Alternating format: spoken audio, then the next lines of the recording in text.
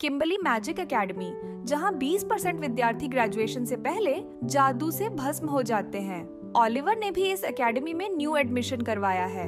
Entrance ceremony के दिन academy की ओर जाते समय एक जादुई फूल बताता है कि वह काफी घबराया हुआ लग रहा है और उसे आराम करना चाहिए, चाहे कितना भी भयानक भविष्य उसका इंतजार कर रहा हो। ओलिवर को आश्चर्य होता है कि क्या फूल हर नए छात्र से ऐसा कहता है। फिर वह अपने सामने एक लड़की को देखता है जो भयानक भविष्य के बारे में चिंतित है। एक अन्य छात्र उनसे कहता है कि वे चिंता न करें कि जादुई पौधे क्या कहते हैं और समझाता है कि वे जमीन से जादू के कणों को अवशोषित करते हैं और नए विद्यार्थियों को डराया करते हैं। केटी यह सुनकर खुश हुई और उसने कहा कि वह जादुई पौधों के बारे में ज्यादा नहीं जानती है, लेकिन उसे जादुई जीव जंतु बहुत पसंद है। मिकेला ने एक अन्य छात्र को चेतावनी दी कि वह ध्यान रखे कि वह कहाँ चल रहा है, क्योंकि उसने लगभग जादुई फूल के ऊपर अपना पैर रख दिया था। फूल नाराज हो जाता है और एक दूसरे छात्र नानाओ के पास जाता है, ये देखते हुए कि उसने कितने अजीब कपड़े पहने हैं। सभी छात्र उसे देखकर आश्चर्यचकित हो जाते हैं और अनुमान लगाते हैं कि वह एक सामुराई है।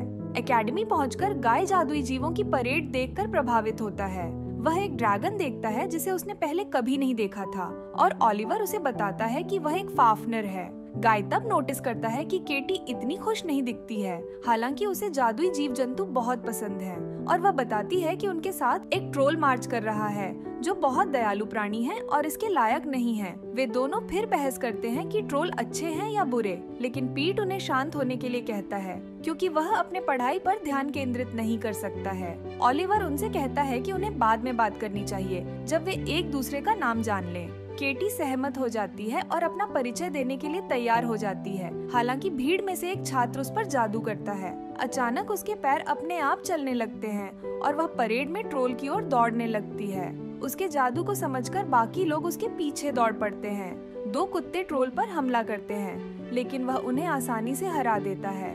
जैसे ही केटी ट्रोल के पास पहुंचती है तो जादू बिखर जाता है और वह रुक जाती है।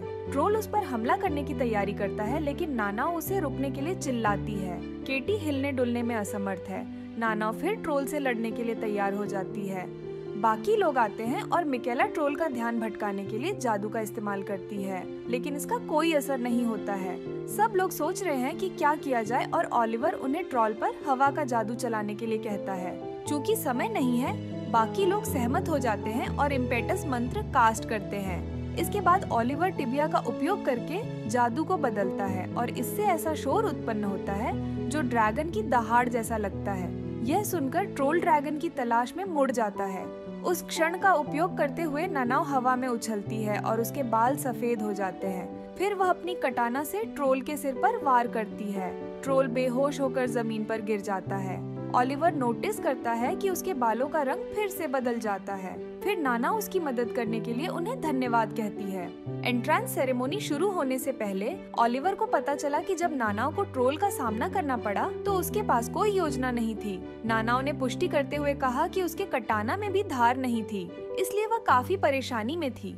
ओलिवर वास्तव में उसे नहीं समझ पाता, लेकिन याद करता है कि उसके बालों का रंग सफेद हुआ था, जो एक शक्तिशाली जादूगर की पहचान है, और सोचता है कि वह एक महान जादूगर बन सकती है।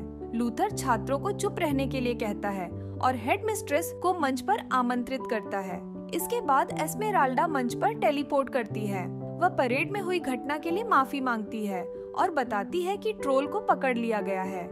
एस्मेराल्डा कहती है कि एकेडमी एक ऐसी जगह है जहां छात्र 7 साल तक जादू सीखेंगे और यह 2 चीजों को महत्व देता है, स्वतंत्रता और परिणाम, जिसका मतलब है कि छात्रों का जीवन उनके अपने हाथों में है। केवल 80% छात्र ही ग्रेजुएट होते हैं, बाकी 20% जादू पर नियंत्रण खोने से इसमें असफल हो जाते हैं। इसके बाद वह छात्रों से पूछती कि क्या उनके पास कुछ प्रश्न हैं, और नानाओ ने कहा कि यदि आपके सिर में दर्द होता है तो आप एक विशेष स्थान पर धीमी गति से रगड़कर इसे ठीक कर सकते हैं।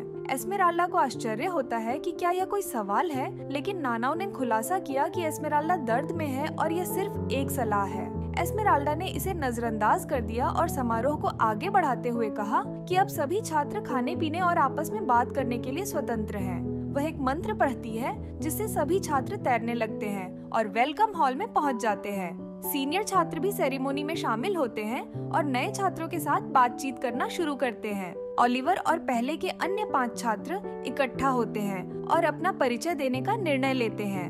मिकेला ने उसका परिचय मैकफार्लेन परिवार की सबसे बड़ी बेटी के रूप में कराया, जो एक प्रतिष्ठित और गौरवान्वित कबीला है जो प्राचीन काल से येलगलैंड में रहता है। गाय ने अनुमान लगाया था कि वह मैकफार्लेन है और पूछता है कि क्या उसके परिवार पर कोई अभिशाप है, क्योंकि सभी के बाल घुंघराले हैं। हालांकि मिकेला ने खुलासा किया कि यह हेयर स्टाइल उनके परिवार का प्रतीक है। इसके बाद केटी बताती है कि वह फॉनलैंड से है। उसे जादुई जीव जंतु पसंद हैं और वह उसे बचाने के लिए सभी को धन्यवाद करती है।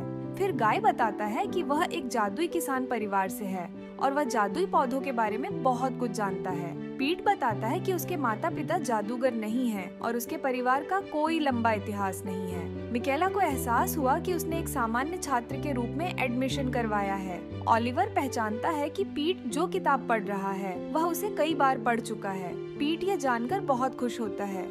इसके बाद ओलिवर बताता है कि उसका परिवार उसके दादाजी के समय से ही जादुई रहा है। उसके चचेरे भाई बहन हैं जो किम्बर्ली मैजिक एकेडमी में सीनियर छात्र हैं और वह जादू को बदलने में माहिर है। अंत में नानाओ बताती है कि वह यामात्सु के एक सैमुराई परिवार से है। वह युद्ध में मारी जाने वाली थी, लेकिन पास से गुजर रहे एक जादूगर ने उसे बचा लिया। उसने अपना परिचय मैकफार्लेन के रूप में देते हुए उसे यहाँ एडमिशन लेने के लिए कहा। मिकेला का अनुमान है कि वह उसके पिता रहे होंगे, जो किम्बर्ली में पार्ट टाइम लेक्चरर हैं, लेकिन वह नहीं जानती थी कि वह छात्रों की तलाश में इतनी दूर चले गए थे। पीट बताता है कि उसने भी उसकी तरह एक साधारण स्लॉट में एडमिशन करवाया है, लेकिन नानाओ बताती हैं कि उसने कोई परीक्षा नहीं दिया। मिशेला ने खुलासा किया कि प्रत्येक शिक्षक एक छात्र की सिफारिश कर सकता है और उसके पिता ने शायद उसकी सिफारिश की होगी। परिचय पूरा होने के बाद वे लोग खाना शुरू करते हैं और नानाओ पूरा भुना बीफ खाने की तैयारी करती है। ये देखकर बाकी लोगों ने उसे टेबल मैनर्स सिखाने का फैसला किया और ओलिवर ने मांस काटकर सभी को परोसा। ओलिवर और पीट अंततः रूममेट बन जाते हैं। ओलिवर सुबह जल्दी उठता है और एकेडमी की जांच करने का फैसला करता है। बाहर में उसने एक आवाज सुनी कि वह जल्दी बाहर क्यों आ गया है। फिर उसे पता चलता है कि वह ग्विन द्वारा भेजी गई एक सीक्रेट एजेंट है और उसे तब तक उस पर नजर रखने का काम सौंपा गया है जब तक कि वह इस माहौल में ढल नहीं जाता।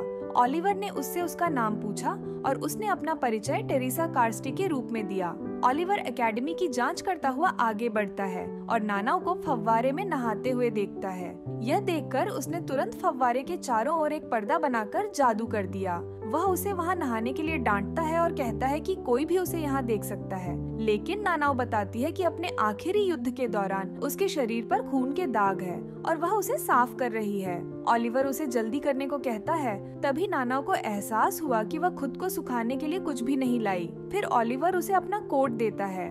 ओलिवर खुद से बात करता है कि नानाओ कितनी अजीब और इनोसेंट है, लेकिन उसमें महान जादूगर बनने की पूरी काबिलियत है। इस वीडियो का अगला पार्ट देखने के लिए डिस्क्रिप्शन में दी गई लिंक पर क्लिक करें। वीडियो देखने के लिए आप सभी का धन्यवाद। अगर आपको यह वीडियो पसंद आया है तो वीडियो को लाइक और शेयर करें और ऐसी वीडियोस देखने के लिए मेरे चैनल को सब्सक्राइब करें।